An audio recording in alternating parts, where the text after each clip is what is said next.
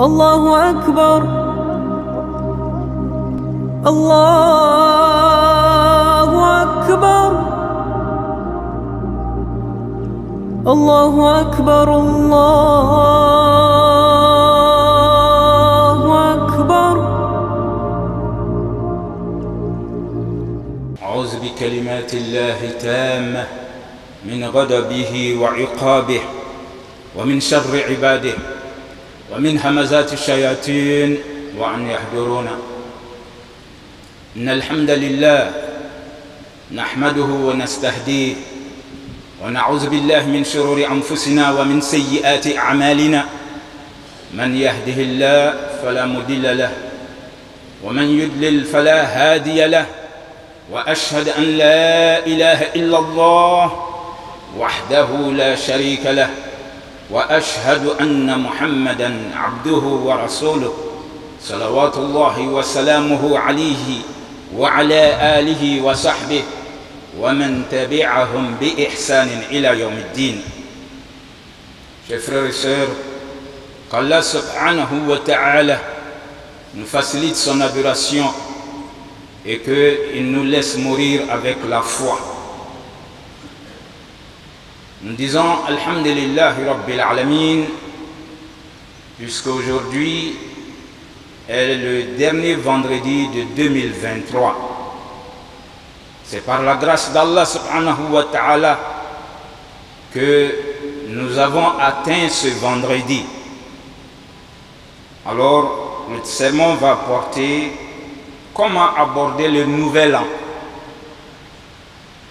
Parce que vendredi prochain, Inch'Allah, on va se retrouver dans l'année 2024. Alors, le prophète Mohammed sallallahu alayhi wa sallam, qui est notre modèle, le prophète va nous dire Ma min amin illa allazi ba'dahu sharrun minhu hatta talqawna rabbakum. Subhanallah. Le messager ici, il va nous dire il n'y a pas d'année sans que la suivante soit pire qu'elle, jusqu'à ce que vous rencontriez votre Seigneur. Ça veut dire quoi? Depuis le temps du prophète sallallahu alayhi wa sallam jusqu'à maintenant, au moment où les gens vivaient au temps du prophète, c'était le meilleur temps de l'année, ou disons de l'espace, ou dans la nature même.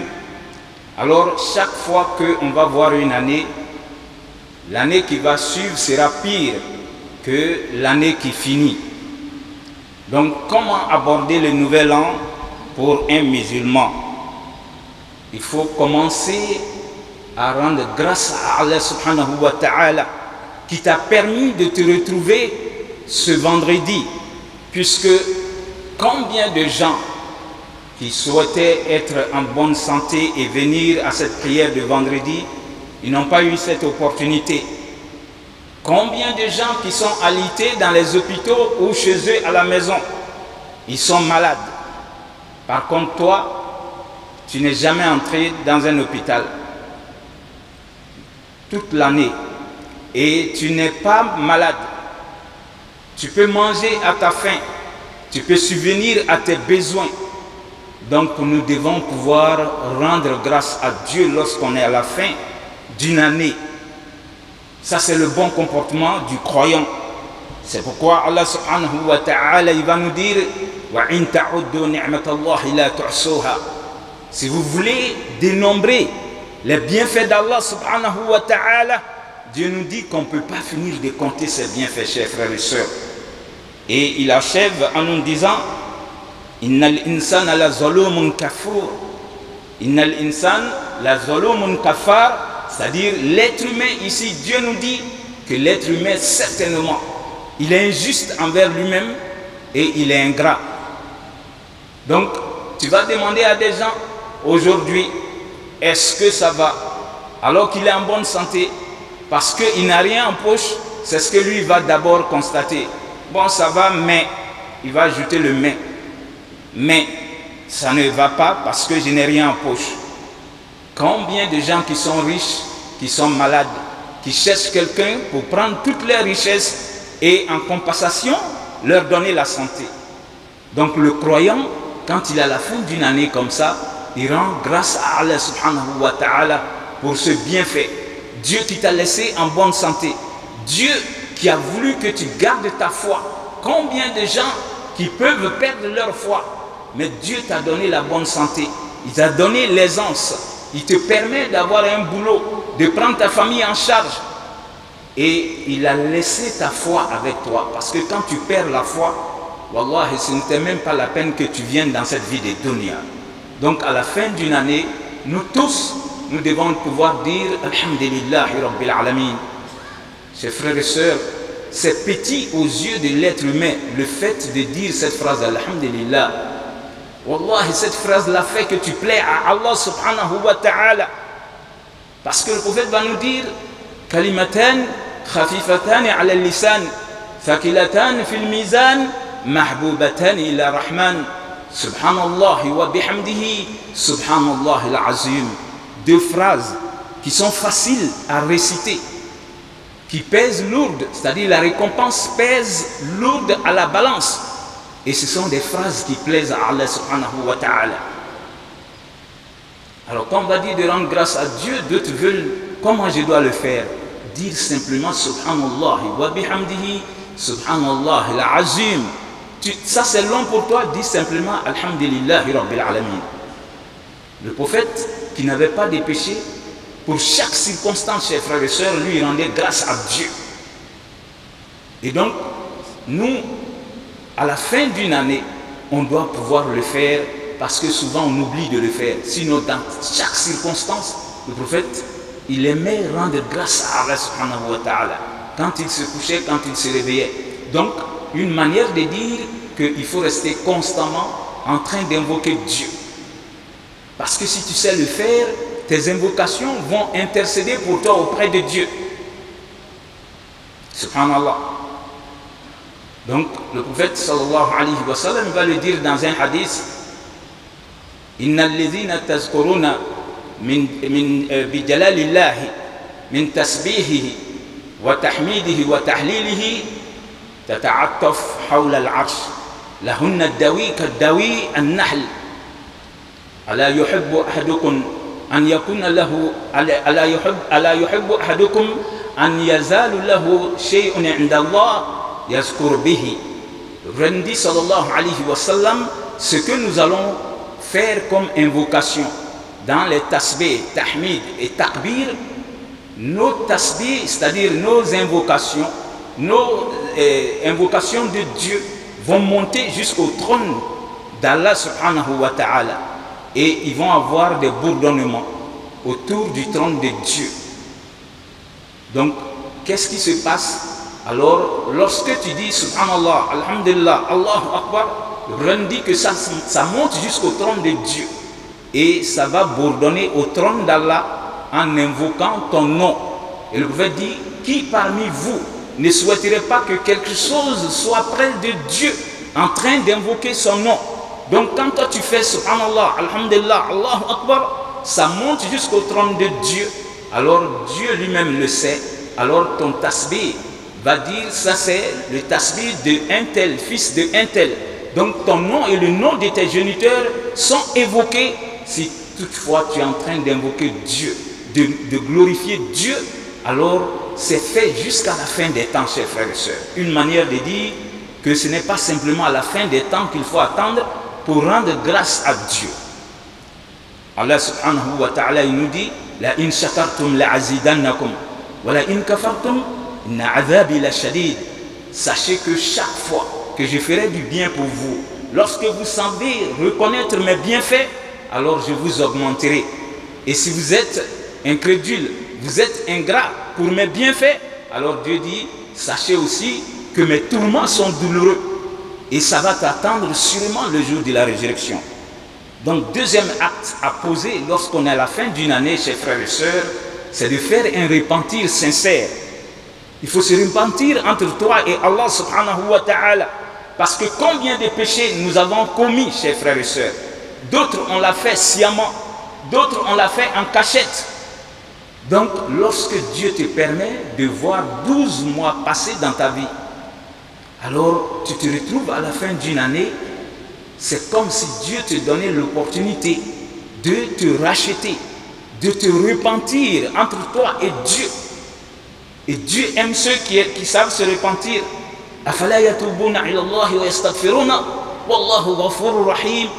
Dieu lui-même, il s'en va dire ici, est-ce qu'ils ne sont pas prêts à se repentir, venir vers Dieu repentant et demander que ce Dieu-là, qui est miséricordieux, leur pardonne? Donc Dieu aime ceux qui savent se repentir, qu'Allah nous aide à nous repentir. Et le prophète Mohammed sallallahu alayhi wa sallam, qui est notre modèle, il le faisait beaucoup de fois, et surtout quand il était aussi en prière. Wallahi, parmi les doigts, les invocations de la prière, lorsque le prophète était prosterné, il disait souvent Allahumma ighfir li zanbi kulla diqahu wa jilla awwalahu wa akhira alaniyatahu wa sirra. J'ai dit bien, moi j'aime bien cette invocation qui se fait en prosternation. Il dit Seigneur, expie-moi tous mes péchés. Lui qui n'avait pas de péché, voilà ce qu'il dit lorsqu'il est prosterné pour Dieu. Seigneur, expie tous mes péchés. Et il rentre maintenant dans les détails en disant Diqahu wa jilla. Seigneur, je veux que le plus petit de mes péchés, que tu les pardonnes pour moi. Et le plus grand aussi. Le premier et le dernier. Et ce que j'ai fait, c'est-à-dire sciemment, aussi au vu des gens, et ce que j'ai fait aussi en cachette. Wallah, le prophète ne péchait pas. Mais c'est pour nous donner ces astuces-là, pour que nous, lorsque nous sommes prosternés, c'est en ce moment qu'on est plus proche d'Allah subhanahu wa ta'ala. Il voudrait qu'on récite ça dans notre prosternation, parce que quand tu es prosterné, tu as démontré à Dieu déjà que tu es sa créature, que tu n'es rien.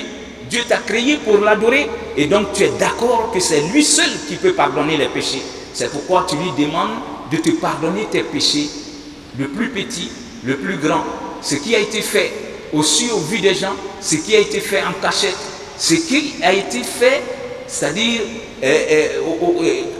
dans la cachette. Parce que combien de fois on l'a fait, chers frères et sœurs? Combien de fois aujourd'hui les gens pensent qu'ils peuvent profiter de leur vie et faire de leur vie ce qu'ils veulent?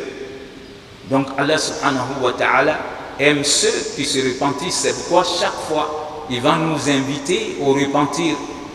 Dieu va dire dans son livre Ya ayyuhallazina amanu tubu ila Allahi tawbatan nasuha. Dieu dit, oh vous qui croyez, parce qu'il ne faut pas dire moi je suis croyant, je suis toujours à la mosquée. Moi. Non, tu peux être en train de pécher avec ton esprit, avec ton cœur, et donc avec tes oreilles, en écoutant ce que tu ne dois pas écouter. Parce que si on nous demande tous de suite, on dira depuis le matin jusqu'ici je n'ai pas péché. Nous tous, on va penser comme ça. Mais si tu n'as pas vu ton voisin aujourd'hui, tu vas dire non, comme c'est l'imam de Mia qui fait le serment aujourd'hui, il n'aime pas sa tête, c'est pourquoi il n'est pas venu. Alors que tu ne sais pas qu'il se retrouve dans une autre mosquée. Mais cette supposition-là, c'est un péché, chers frères et sœurs. Mais combien de fois on le fait entre nous? Donc, nous tous, on peut pécher par un moyen ou un autre. Parce que les péchés sont majeurs et mineurs. Donc, quand on va rassembler tes péchés mineurs, peut-être que ça sera grand. Donc, ne pense jamais que tu es propre. Chaque fois, il faut te repentir. Celui qui n'avait pas de péché, dans une seule assemblée, le prophète pouvait répéter jusqu'à 100 fois Astaghfirullah, Astaghfirullah, Astaghfirullah, Seigneur, pardonne-moi. Lui qui n'avait pas de péché. Ses disciples ont remarqué que chaque assise, Wallah, le prophète ne se levait pas comme ça. Il demandait la rémission de ses péchés, chers frères et sœurs. Donc Allah nous pardonne nos péchés. Alors, en troisième lieu, nous sommes à la fin d'une année. Comment préparer le nouvel an? Il faut redoubler d'efforts dans l'adoration, chers frères et sœurs. En faisant quoi? Payer sa zakat. Il faut redoubler d'efforts dans l'adoration de Dieu en regardant ton épargne. Depuis janvier jusqu'à décembre, ça fait 12 mois. Alors, toi, tu n'as jamais fait de zakat et tu remplis les conditions qui sont que tu ne dois pas être endetté et que tu aies au moins 416 500 francs. Mais si ton argent dépasse cela, alors on te dit que tu dois maintenant faire la zakat, qui est un pilier aussi de notre religion. Alors personne n'est témoin de ce qui se trouve là-bas, c'est en toi et Dieu. Si tu as par exemple 2 millions, alors Allah subhanahu wa ta'ala, il te demande simplement 50 000 francs. Donc, pour te dire que Allah subhanahu wa ta'ala, il est miséricordieux. Pour 2 millions qui est resté là-bas, toi tu n'as pas touché, toute l'année s'est écoulée là-dessus. Dieu dit, prends 50 000 et distribue ça aux nécessiteux. Les 8 ayants droit sont cités. Donc parmi ceux-là, il y a les pauvres, il y a les nécessiteux. Il y a ceux qui sont endettés. Il y a ceux qui sont souvent dans des difficultés. Ils ne peuvent pas payer leurs dettes. Donc il faut chercher ceux qui méritent et tu leur donnes la zakat. Voilà. Tu peux mettre ça dans la cause de Dieu. Comme donner à la... On peut prendre sa zakat et aider la radio et la télévision El Bayan. Parce que c'est un moyen pour propager la religion d'Allah subhanahu wa ta'ala partout dans le monde. Et donc, il faut payer sa zakat, chers frères et sœurs. Allah subhanahu wa ta'ala, il va nous le dire, وَأَنْفِقُوا مِمَّا رَزَقْنَاكُمْ مِنْ قَبْلِ أَنْ يَأْتِيَ أَحْدَكُمُ الْمَوْتِ فَيَقُولَ رَبِّي لَوْلَا أَخَّرْتَنِي إِلَى أَجَلٍ قَرِيبٍ فَأَصَّدَّقَ وَأَكُن مِنَ الصَّالِحِينَ.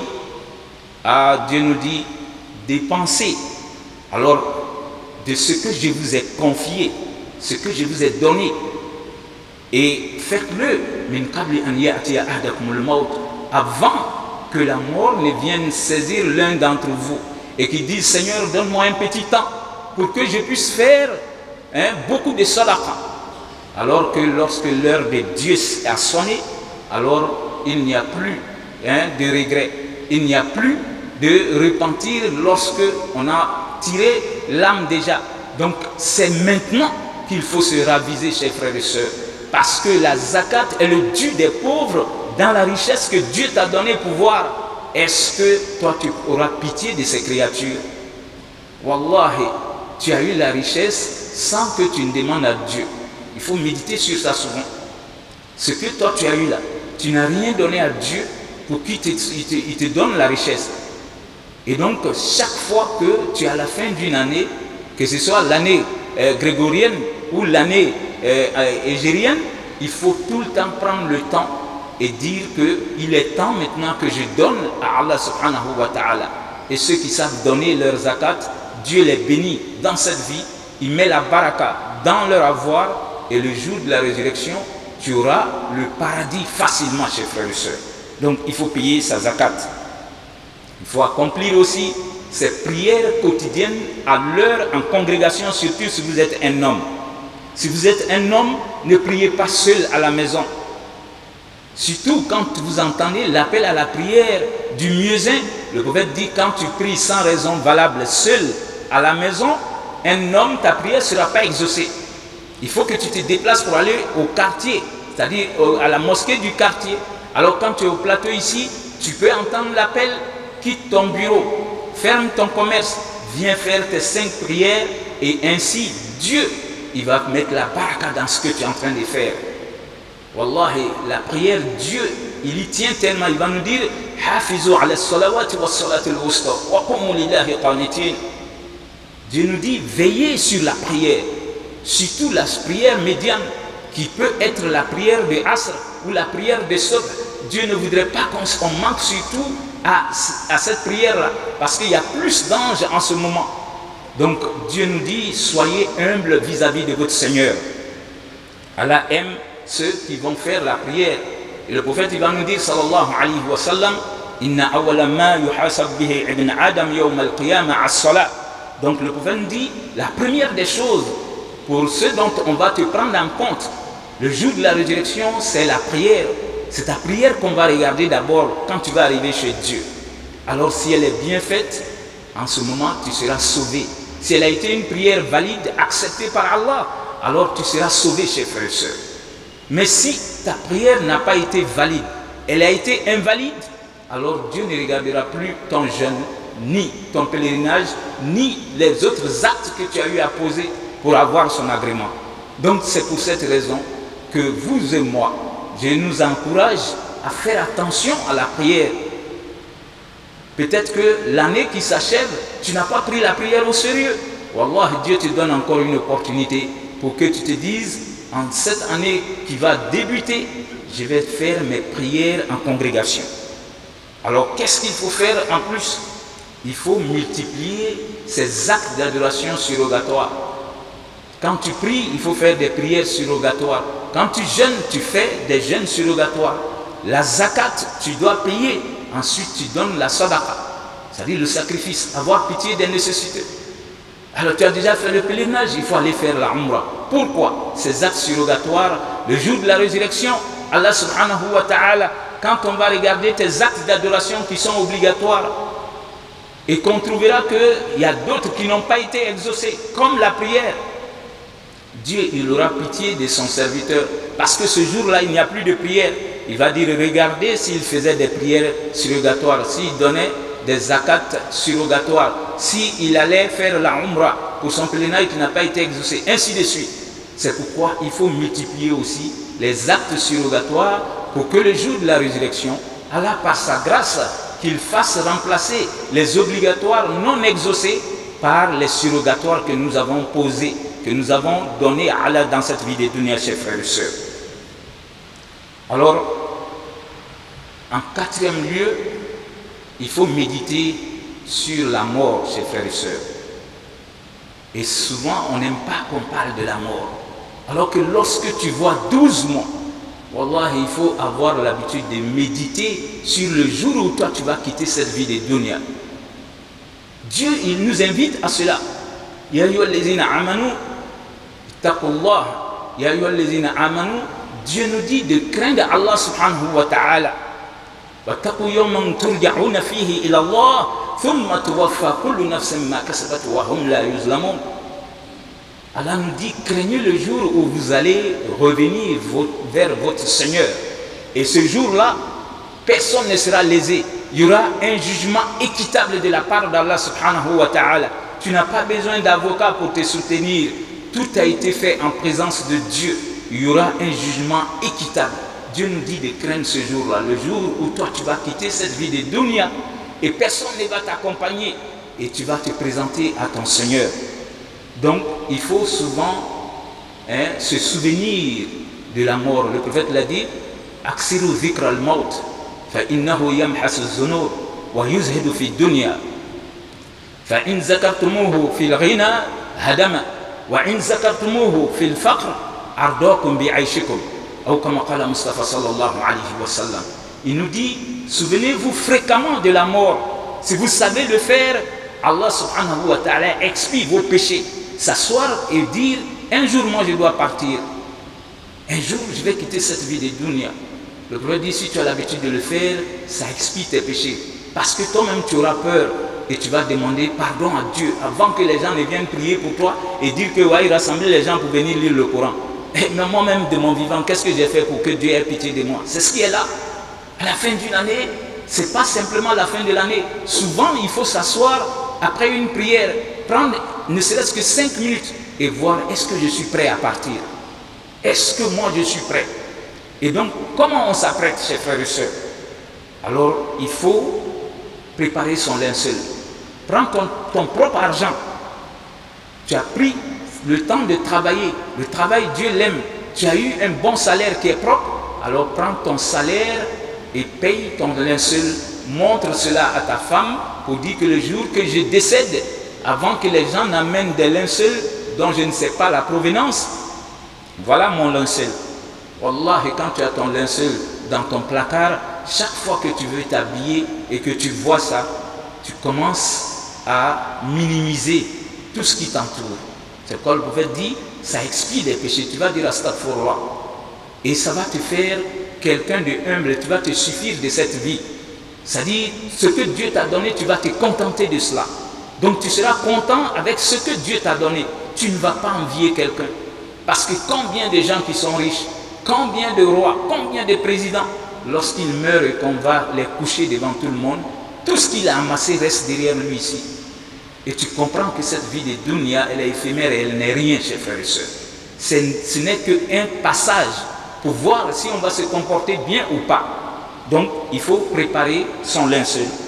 Il faut rédiger son testament. Il faut le faire. Beaucoup de musulmans ne savent pas le faire, alors que ceux qui ne sont pas musulmans le font facilement. Il faut écrire, moi fils un tel de un tel, je dois à un tel, ou bien si tu ne dois à personne, voilà ce que je laisse comme recommandation. Si je décède, que tel imam prie sur mon corps et que je sois enterré sans tambour ni trompette. Je ne veux pas de discours. Tu peux parler de comment tu veux être enterré. Alors enterrez-moi comme le prophète Mohammed sallallahu alayhi wa sallam, à même le sol dans un linceul blanc. Je ne veux pas de fleurs sur ma tombe. Je ne veux pas de cérémonie grandiose. Alors si vous voulez faire des sacrifices pour moi, qu'on trouve des familles et qu'on donne dans la discrétion. Tu peux demander cela. Et ce n'est pas mal aussi si les gens se rassemblent pour toi. Mais il faut que toi-même tu parles. Et donc, il faut rédiger. Et si tu ne rédiges pas, il faut avoir un confident à qui se confier. Si je meurs, voilà comment je vais être enterré. Parce que si tu ne le fais pas, le jour que tu n'es plus, quelqu'un viendra prendre l'arène. C'est lui qui est le chef, soit de la tribu ou de ton village, et il fera de tes funérailles ce qu'il veut. Puisque toi-même tu n'as rien dit. Donc, il faut rédiger, ou bien il faut parler avec son imam. Il faut parler avec son ami intime, avec son épouse. Il faut parler, chers frères et sœurs, parce que nous, on n'aime pas parler. Alors, il faut dire aussi que Allah subhanahu wa ta'ala, il a fait que ceux qui savent s'asseoir et méditer sur leur mort, le prophète, il le dit dans le hadith, il dit « Ma min ahdin yadhkuru al-maut illa hawana Allah al-maut alayhi » c'est-à-dire celui qui peut s'asseoir souvent et méditer sur la mort, se souvenir fréquemment de la mort, Dieu rend la mort facile pour lui. C'est Dieu qui peut rendre la mort facile, sinon la mort est difficile, chers frères et sœurs. Mais pour que ce soit facile, il faut souvent que toi-même tu te dises, un jour on va appeler les gens et on va dire Inna lillahi wa inna ilayhi raji'un. Et donc avant que ça n'arrive, moi-même je dois me raviser entre moi et Dieu, entre moi et mes semblables. Donc ceux qui savent le faire, je pouvez dire la mort sera facile pour la personne.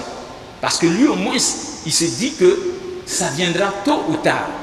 Et donc quand on a la fin d'une année, il y a des comportements qu'il faut éviter, chers frères et sœurs. Parmi ces comportements, c'est-à-dire la joie excessive, être content sans limite. L'islam n'a pas dit de ne pas être content, mais tu es content pour voir le nouvel an. Comme dans la nuit du 31, d'autres vont boire. Ils vont commettre l'adultère. Ils vont faire tout ce qui déplaît à Dieu. Parce que lui, il est content qu'il rentre dans 2024. Wallahi, chaque fois qu'une année est finie, tu es proche de ta tombe. Ça doit t'amener à méditer, à te repentir, mais pas à être content jusqu'à aller transgresser les lois de Dieu. Combien de jeunes, lorsqu'ils sont dans cette nuit, en revenant soit de la boîte, ou bien d'un lieu où ils s'étaient rassemblés pour transgresser les lois de Dieu, ils vont faire un accident et ils se retrouvent de l'autre côté. Subhanallah. Il n'y a plus de repentir. Tu as bu toute la nuit, tu as dansé toute la nuit, tu allais commettre des péchés toute la nuit et en voulant rentrer à la maison, tu t'en vas te retrouver dans ta tombe. Subhanallah. Combien de fois on l'a vu, chers frères et sœurs. Donc le musulman, lui, ne raisonne pas comme quelqu'un qui ne sait pas pourquoi on a été créé. Lorsque on est à la fin d'une année, alors on écrit en faisant des vœux souvent, en disant que l'année 2024 t'apporte bonheur. Tu n'oublieras jamais en tant que musulman de dire qu'Allah subhanahu wa ta'ala fasse que l'année, c'est comme ça que ça peut être rédigé, nos vœux. Mais il ne faut pas imiter les autres, il ne faut pas les suivre. Puisque pour lui, il n'y a pas de Dieu. Pour lui, c'est l'année qui apporte le bonheur, qui apporte la prospérité. C'est infime aux yeux de ceux qui ne sont pas croyants. Mais le croyant sait que c'est Dieu qui a créé les cieux et la terre.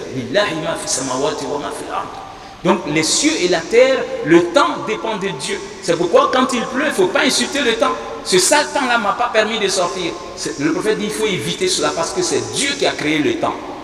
Et donc quand on veut que le temps se réalise pour quelqu'un, que le bonheur se réalise pour quelqu'un, on s'adresse à Dieu qui va le faire.